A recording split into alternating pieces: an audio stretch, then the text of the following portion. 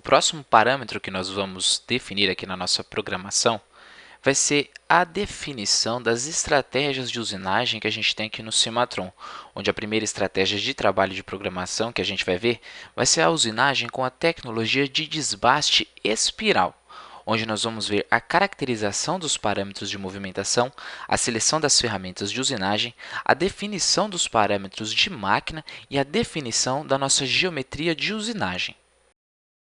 Vamos começar agora o nosso processo de criação das nossas tecnologias de usinagem, começando pela opção de desbaste espiral. A gente vai vir aqui, em primeiro lugar, aqui no botão de criação dessa nossa estratégia de usinagem, para que seja habilitado para a gente aqui o nosso formulário de programação. E sendo assim, a gente consiga escolher em primeiro lugar aqui no Subselection a opção de desbaste espiral, que é a primeira opção que a gente tem aqui, tá vendo? Estoque espiral. Clicando nessa opção, a gente agora vai começar a definição dos parâmetros de movimentação dessa nossa usinagem. Eu vou explicar para vocês aqui um pouco de cada uma das opções que a gente tem aqui que compõem o nosso parâmetro de movimentação, ou seja, aqui a gente vai conseguir determinar agora os parâmetros de movimentação da ferramenta para a usinagem.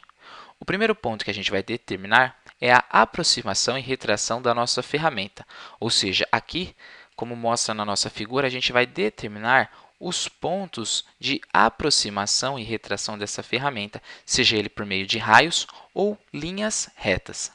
Em seguida, a gente vai determinar o clearance, que significa a altura de segurança. A gente vai determinar o valor do início dessa nossa usinagem num valor de Z para a nossa segurança inicial de usinagem. Mais embaixo, nós temos a definição dos pontos de entrada e de saída dessa nossa usinagem. Aqui nessa opção de Entry Endpoints, a gente vai determinar esses pontos de entrada da ferramenta na usinagem e os pontos de saída dessa nossa ferramenta. Mais embaixo, na opção que a gente tem chamada de Boundary Settings, aqui a gente vai determinar qual será a posição dessa nossa ferramenta na usinagem de estoque espiral. Isso nos tratando de cavidades, que é o nosso pocket. Aqui a gente vai ter as três opções de usinagem. Se a gente vai querer fazer uma usinagem dentro do perfil selecionado, se a gente vai querer fazer uma usinagem por fora do perfil selecionado, ou então que a ferramenta ela passe exatamente por cima do perfil que foi selecionado. Em seguida, nós temos a opção de tolerância da superfície. Aqui, a gente vai determinar o valor da tolerância das usinagens em 3D. Vamos determinar os valores de tolerância para que não fiquem facetados nas peças e nas usinagens em 3 eixos. Mais embaixo, nós temos a definição da trajetória da ferramenta, ou seja, aqui na opção de Tool Trajectory, a gente vai determinar e especificar os valores de início de usinagem, fim da usinagem, o valor do incremento desse nosso corte. Vamos também determinar o valor do step side, que é do passo lateral. Enfim, aqui na opção de Tool Trajectory, a gente vai determinar toda a trajetória dessa ferramenta e também escolher qual que será o caminho que ela vai percorrer durante a nossa usinagem. E mais embaixo, a outra opção importante que a gente tem é a opção chamada de Optimizer. O que é isso?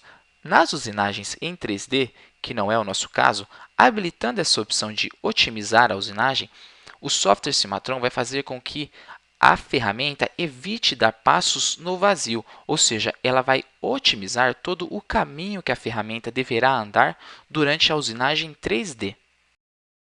Depois da definição dos nossos parâmetros de movimentação, que foram esses que eu acabei de citar para vocês, nós vamos agora determinar os Cords and Holders. O que é isso?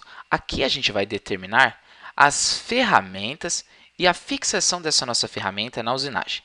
Eu vou voltar aqui, vou clicar para que eu minimize essas opções. Dá para a gente perceber que aqui na coluna chamada de valor, a gente já tem uma seleção automática chamada de fresa de, porque foi aquela fresa que a gente havia criado lá no começo do nosso processo de programação. Se eu clicar nessa opção, a gente vai conseguir perceber que eu vou ser direcionado novamente lá para aquela janela de criação, onde eu posso muito bem fazer a nova edição dessa minha ferramenta, Ou então, eu posso até mesmo criar uma nova ferramenta. Se eu vim aqui na opção de Apply e criar novo, eu vou conseguir determinar a criação de uma nova ferramenta para essa minha usinagem sem que eu perca essa ferramenta que foi criada no início da nossa programação. Mas também, além de ter a opção de clicar aqui nessa nova criação, eu clicando aqui no mais, eu também tenho a opção de escolher e conseguir determinar diretamente aqui no meu formulário de programação uma nova ferramenta. Eu consigo determinar se é uma ferramenta de slot mill ou lip pop, que são aquelas ferramentas redondas. Daí, então, eu consigo determinar, por exemplo, o diâmetro, consigo determinar o raio de canto, consigo determinar o clearance, o clear length dessa ferramenta, que é o comprimento de corte.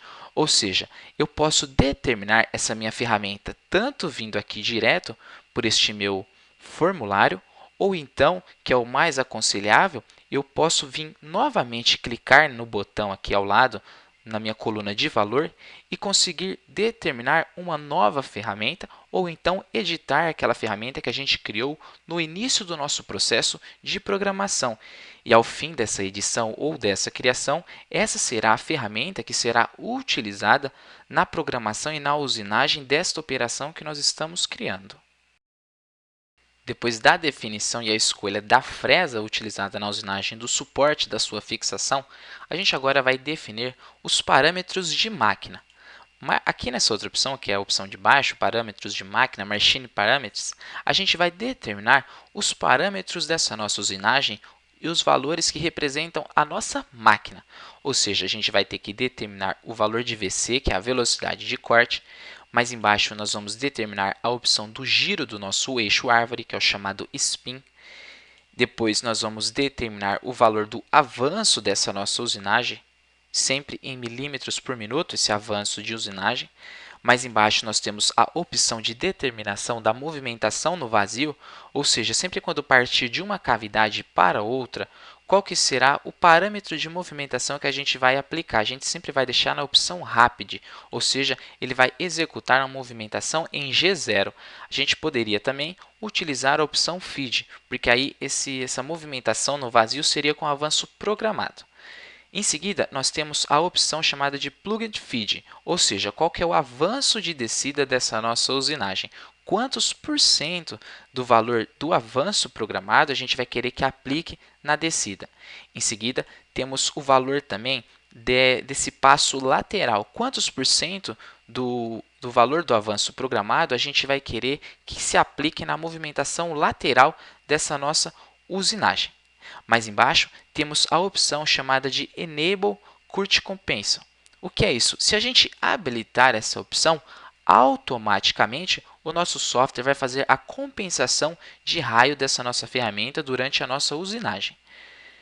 Essa opção se aplica se você, na sua programação, não utiliza a compensação manual. Se você quiser que a máquina compense automaticamente, basta apenas deixar habilitada aqui a opção de compensação do raio da ferramenta. Logo em seguida, tem a opção de lubrificação. Aqui nós temos a opção de escolher se nós vamos querer uma lubrificação por ar, uma lubrificação por óleo lubrificante ou uma lubrificação mista, que é aquela lubrificação de ambos fluidos. Em seguida, nós temos a especificação da direção do giro do nosso eixo árvore. Se a gente vai querer que execute um giro no sentido horário, que é o chamado clockwise, ou então o giro no sentido counterclockwise, que é o giro no sentido contrário. E temos também até a opção de desligar esse giro. Se por acaso você quiser executar alguma operação que o eixo da máquina tenha que ficar parado, você também tem a opção de desligá-la. Mas geralmente a gente vai sempre deixar a opção de giro no sentido horário, que é o giro na usinagem convencional. E por último, nós vamos fazer a determinação, eu vou minimizar aqui os parâmetros da nossa máquina, nós vamos fazer a determinação da nossa geometria de usinagem. Ou seja, aqui nós vamos determinar qual que é a geometria de aplicação dessa nossa usinagem. Onde aqui a gente vai no botão, no valor coluna, aqui, no valor de 0, que no caso aqui na chamada Part Contours, que é os contornos dessa peça, a gente tem o valor 0. Eu vou clicar nessa opção para que agora eu faça a seleção direta no meu modelo do contorno que eu vou querer fazer a aplicação dessa minha usinagem. Por exemplo, eu vou aqui selecionar o meu contorno de fora, tá vendo? Aqui nós temos a nossa janela de diálogo, né, que é a chamada de seleção desses Parts Contours. Temos aqui a opção de Current Location, que é a localização desse meu contorno, se é uma usinagem in, on ou out, uma usinagem dentro, uma usinagem fora ou uma usinagem no seu contorno selecionado. Vamos deixar selecionado a opção de out, que é a opção de fora, e vou selecionar o contorno da minha peça. Vou clicar aqui na linha que vai representar esse meu contorno para que ele selecione automaticamente todo o contorno tangente dessa minha seleção. Agora, eu vou clicar com o botão do meio do mouse. Se por um acaso eu não quiser determinar, tá vendo, ó, o offset desse contorno, ou seja, mediante essa seleção eu consigo determinar um valor de offset, que é um valor de afastamento. Como eu estou executando um desbaste, eu poderia muito bem ir vir aqui no meu valor de offset e colocar, por exemplo, aqui 2 décimos, ou seja, a minha usinagem ficaria a 2 décimos do contorno selecionado. Eu também poderia determinar um draft angle, que é o ângulo deste meu contorno. Depois disso feito, depois de determinado essas condições, eu vou clicar com o botão do meio do meu mouse para fazer a confirmação desta minha seleção, destes meus parâmetros. Vou clicar novamente para que assim agora seja habilitado aqui no meu Part Contours um contorno selecionado. E eu poderia também muito bem vir aqui na opção de Stock Contours, clicar também nesse meu botão e fazer a determinação do meu estoque. Eu poderia selecionar as medidas e as linhas que vão representar este meu estoque, que é esse meu contorno de fora. E isso foi uma explanação de todos os passos básicos que eu vou ter que determinar para a criação dessa minha usinagem do Pocket Stock Espiral, que é uma cavidade com um desbaste espiral.